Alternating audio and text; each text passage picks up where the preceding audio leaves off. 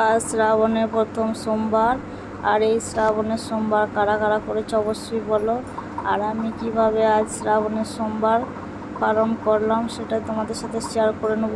সকালেই আমি পুজো করার জন্য স্নান করে চলে এসেছি একদম ঠাকুর ঘরে, আর সব কিছু জোগাড় করে নিয়েছি।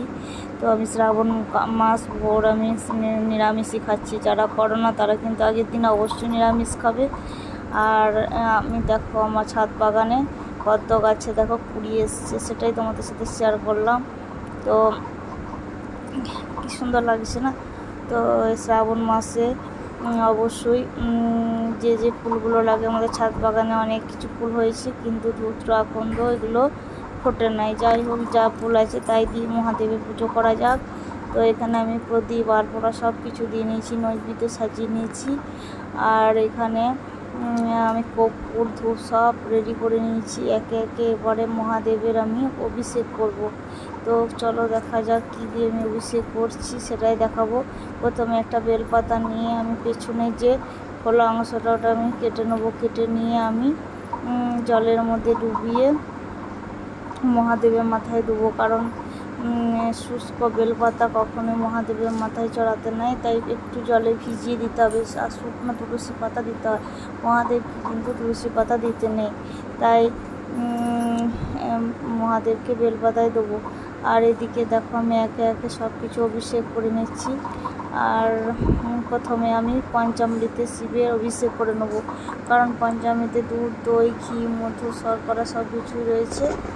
আর সেইগুলো দিয়ে আমি মহাদেবের মাথায় অভিষেক করবো। তো এরপরে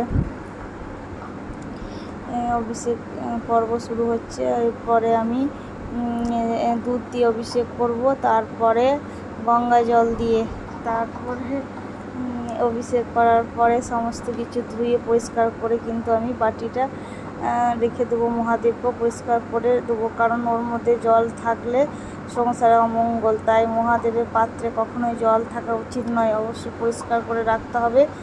আর এদিকে তারপর আখের রস দিয়ে একটু অভিষেক করে নেবো। তো মহাদেবের মাথায় পঞ্চামৃত আর আখের রস হচ্ছে মেন, অবশ্যই করতে হবে। তো একে একে আমি সব দিয়ে অভিষেক করা হয়ে গেল।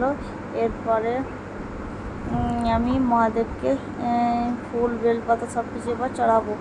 আর এবং গোলাপের জল আর গোলাপ আতর সব কিছুই আমি দেব।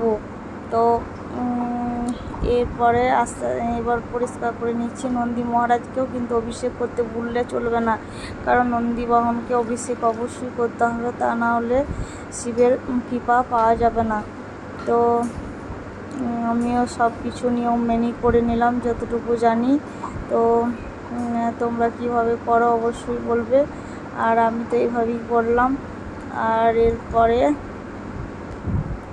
একে একে সব কিছু চড়াবার পালা। এবার 21টা পান আর 108টা আতপ চাল আর 5টা দুব্বো সব কিছুই দেবো। এবার আমি আতরটা চড়িয়ে দিয়ে দিচ্ছি। এবার নন্দী মহারাজকেও আমি বেলপাতা দিয়ে দিলাম। তো এবার গোলাপের আতরটা আমি দিয়ে দিলাম। তো কারা কারা এইভাবে করো অবশ্যই বলবে।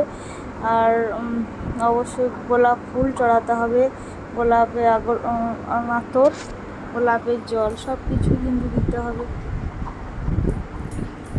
তো এইভাবে আমি পুজো সম্পন্ন করলাম। তো কেমন লাগলো অবশ্যই জানাবে ভিডিওটা। আর অবশ্যই ভালো লাগলে সাবস্ক্রাইব করবে, আর পাশে থাকা বেল আইকনটি অন করবে। তো এই এরপর মহাদেবের মাথায় আমি 3টে তিলক কেটে দেবো, যেটা মহাদেবের মাথায় 3টে থাকে, সেটা আমি চন্দন দিয়ে এঁকে নিচ্ছি। আর এরপরে আস্তে আস্তে আমি সব কিছু চড়াতে শুরু করবো। অপরাজিতা ফুল, তারপরে কলকে ফুল, এই সকলগুলো আমি আস্তে আস্তে মহাদেবের মাথায় দিয়ে দিচ্ছি। তো 5টা দুব্বো সব কিছু, পান সব কিছু দিয়ে দিচ্ছি। তো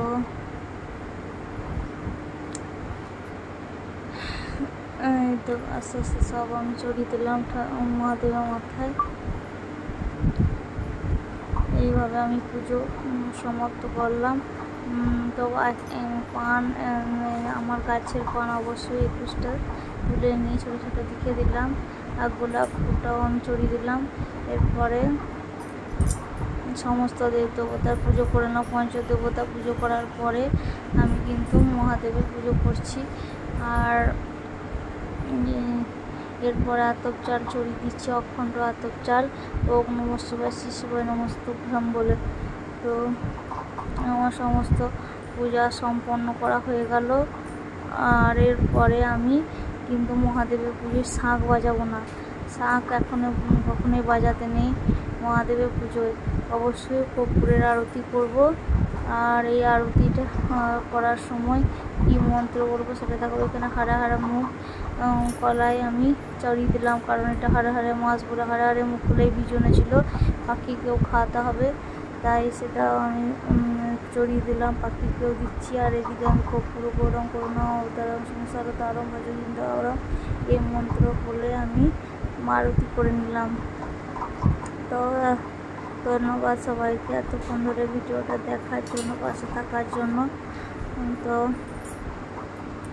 আজকের মতো ভিডিওটা এখানেই শেষ করলাম। আর এদিকে পুজো শেষ করে এসে আমি খেয়ে নিলাম সাবু মাখা আর দুধ, কলা, মন্ডা এসব দিয়ে।